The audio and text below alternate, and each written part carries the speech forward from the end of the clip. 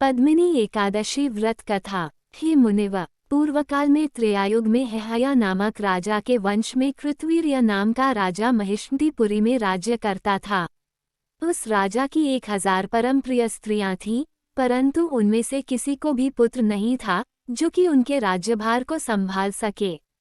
देवता, पितृ, सिद्ध तथा अनेक चिकित्सकों आदि से राजा ने पुत्र प्राप्ति के लिए काफी प्रयत्न किए, लेकिन सब असफल रहे।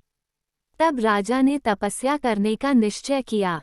महाराज के साथ उनकी परम प्रिय रानी, जो इक्ष्वाकु वंश में उत्पन्न हुए राजा हरिश्चंद्र की पद्मिनी नाम वाली कन्या थीं, राजा के साथ वन में जाने को तैयार हो गई।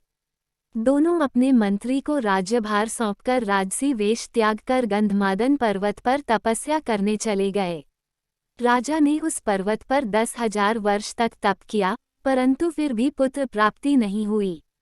तब पतिव्रता रानी कमलनयनी पद्मिनी से अनुसूया ने कहा, 12 मास से अधिक महत्वपूर्ण मलमास होता है, जो 32 मास पश्चात आता है।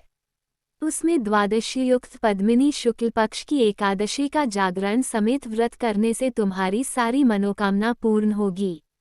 इस व्रत के करने से भगवान तुम पर प्रसन्न होकर तुम्हें शीघ्र ही पुत्र देंगे। रानी पद्मिनी ने पुत्र प्राप्ति की इच्छा से एकादशी का व्रत किया। वह एकादशी को निराहार रहकर रात्रि जागरण करती। इस व्रत से प्रसन्न होकर भगवान विष्णु ने उन्हें पुत्र प्राप्ति का वरदान दिया। इसी के प्रभाव से पद्मिनी के घर कार्तवीर्य उत्पन्न हुए, जो बलवान थे और उनके समान तीनों लोकों में कोई बलवान नहीं था।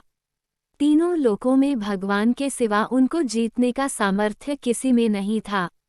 सो हे नारद, जिन मनुष्यों ने मलमास शुक्ल पक्ष एकादशी का व्रत किया है, जो संपूर्ण कथा को पढ़ते या सुनते हैं, वे भी यश के भागी होकर विष्णुलोक को प्राप्त होते हैं।